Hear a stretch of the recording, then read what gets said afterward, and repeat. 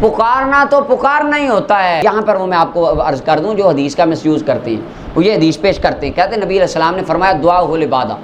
دیکھیں جی پکارنا تو عبادت ہے، آپ نے یا رسول اللہ کہا تو گویا کہ آپ نے نبی پاک کی عبادت کر دی، یا غوث مدد کہا، یا غوث پاک کا کہا، یا علی کہا، تو یہ آپ نے مولا علی کی عبادت کر دی، آپ پکے بے ایمان ہو گئے، کیونکہ پکارنا وہ تو عبادت ہوتا ہے۔ اچھا جی پکارنا عبادت ہوتا ہے، ہر پکارنا عبادت ہوتا ہے، جی اچھا آئیں ذرا قرآن کو دیکھیں آگے۔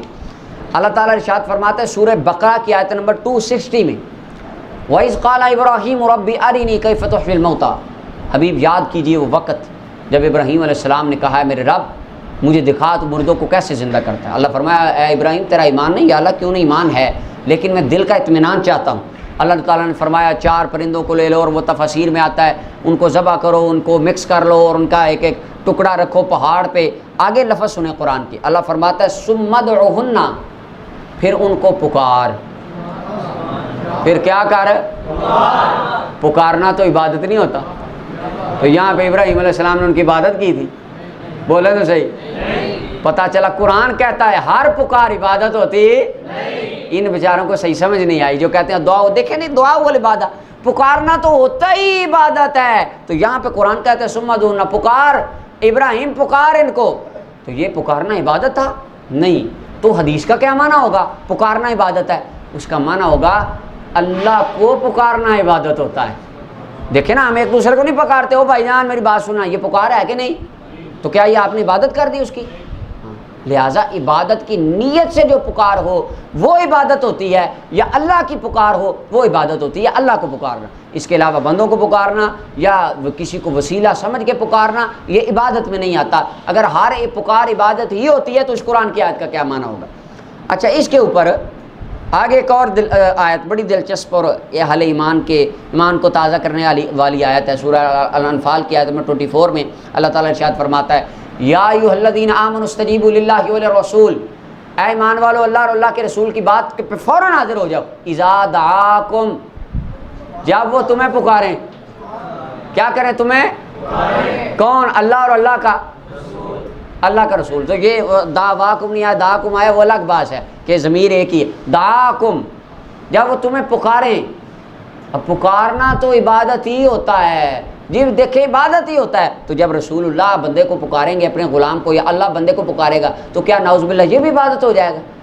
لہٰذا اس حدیث کو مس یوز کیا انہوں نے، اس کو انہوں نے صحیح سمجھا نہیں ہے۔ اور قرآن میں ایک تیسرا مقام بھی ہے، ادعو الی سبیل ربک بالحکمۃ والموعظۃ الحسنہ، حبیب پکارو اپنے رب کی طرف، کیا معنی؟ عبادت کرو، بندوں کو بلاؤ اللہ کی طرف حکمت سے، اچھے بات سے، اس کا معنی بندوں کی عبادت کرو، یہاں معنی عبادت ہے۔